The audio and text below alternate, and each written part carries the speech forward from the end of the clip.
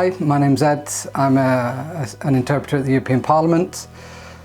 How I became an interpreter, I studied languages at school. I'm originally from Nottingham. I come from a monolingual family in the UK. I studied languages at school, enjoyed it, and then just carried on doing it. And so after that, I went on to study languages at university. And in the last year at university, we did a little bit of Consec interpreting. And so that kind of gave me the idea, but then I left university and went off to work. And about 5 years later, this kind of idea about interpreting was still there. At the time when I first left university, I didn't think a master's was possible for me, or I didn't want to do it, or it was expensive. But then 5 years later, I was still thinking about it, and so I decided to give it a go, and then went back to uni to do a master's in conference interpreting.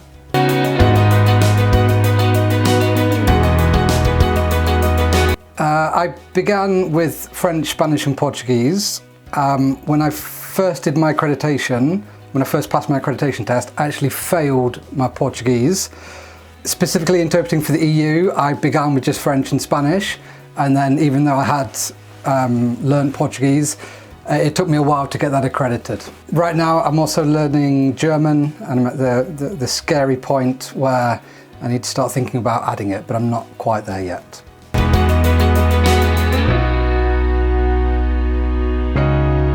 I studied interpreting at the University of La Laguna in Spain. They have a fantastic conference interpreting course that I would highly recommend. I think like most of the courses, it's a very practical course, so its majority is Consec and then simultaneous interpreting. But then they have lots of modules around certain subject areas that are useful, economics and knowledge of the EU, other things around ethics and professional conduct and speech therapy, etc., etc.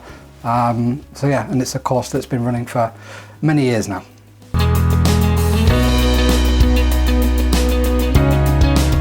When I first passed my master's, I worked as a freelancer for about 7.5 years, during which time I freelanced for the EU, so European Parliament, but also on the DG SCIC side in the Commission and the Council, and also a little bit on the private market, so either for private clients or for some NGOs.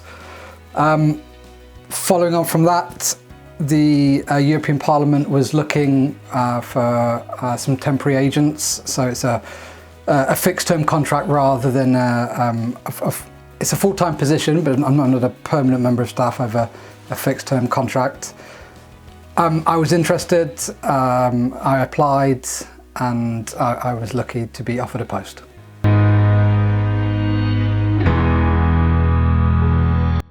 Yeah, a couple of things perhaps. Firstly, you don't need to come from a multilingual or an international background to be an interpreter. You have to have languages, obviously, but you can just learn them at school or university or by living or working in a country. It doesn't matter how you get the languages, you have to have them. But yeah, you can be just from a monolingual family, and that's fine. The final thing I would say, with interpreting and accreditations and international institutions, etc., etc., you have to occasionally get used to failing an exam, and that's something that has happened to a lot of people. It's not something that people would tend to put on their CV or put on their put on a website, for example. But it does happen. It happens to a lot of us, and you need to look at where you can do better and try and improve for the next time.